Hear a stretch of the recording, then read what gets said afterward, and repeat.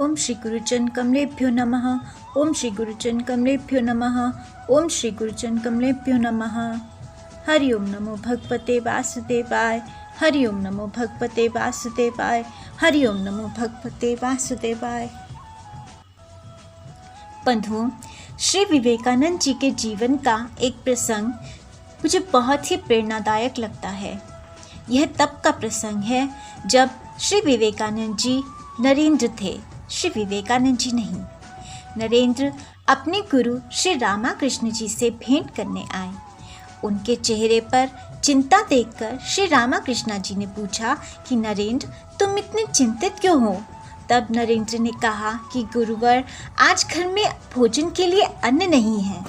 तो श्री रामाकृष्ण जी ने कहा, तो चिंता किस बात की?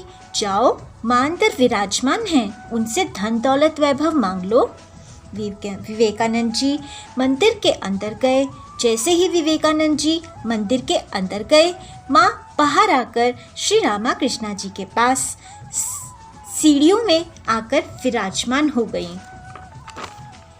नरेंद्र माँ की मूर्ति के सामने खड़े थे और माँ उनके गुरु के समक्ष साक्षात विराजमान थी। नरेंद्र ने माँ की मूर्ति के सामने हाथ जोड़कर प्रणाम किया और थोड़ी देर माँ के सुंदर मुखारविंद को देखा और कहा, माँ, मुझे ज्ञान, वैराग्य और भक्ति दीजिए। जब बाहर रामाकृष्ण जी ने ये सुना तो वो बहुत प्रसन्न हुए और अपने समक्ष साक्षात विराजमान माँ को हाथ जोड़कर विनती करने लगे कि माँ, तथास्तु कहो ना। माँ ने बहुत प्रेम से तथास्तु कहा। अब नरेंद्र बाहर आए। रामाकृष्ण जी ने पूछा, नरेंद्र, मांग लिया माँ से? नरेंद्र ने कहा, जी मांग लिया। क्या मांगा? जी ज्ञान, वैराग्य और भक्ति। नरेंद्र, तुम्हारे घर में अन्न का दाना नहीं है और तुम क्या ये सब ज्ञान, भक्ति और वैराग्य मांग कर आ गए?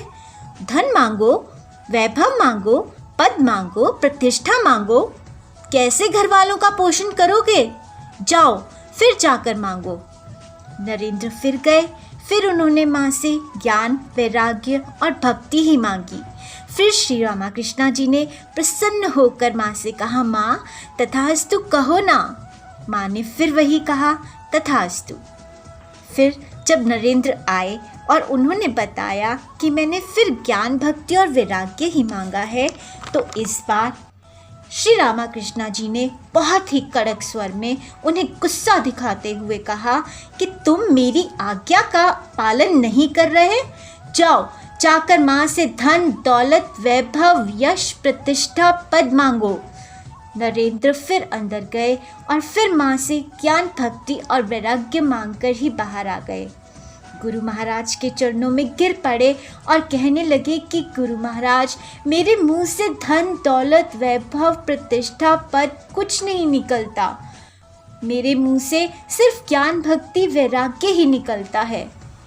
गुरुवर, घर वाले तो सब मुझसे ये ही आशा रखते हैं।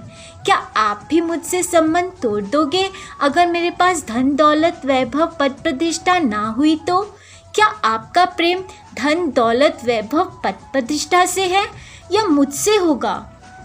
रामाकृष्ण जी ने ये सुनते ही नरेंद्र को अपने गले से लगा लिया और हाथ जोड़कर पीछे विराजमान माँ से कहने लगे कि माँ, तथास्तु कहो ना। तो इस तरह संतों के लिए धन, दौलत, वैभव का कोई महत्व नहीं होता।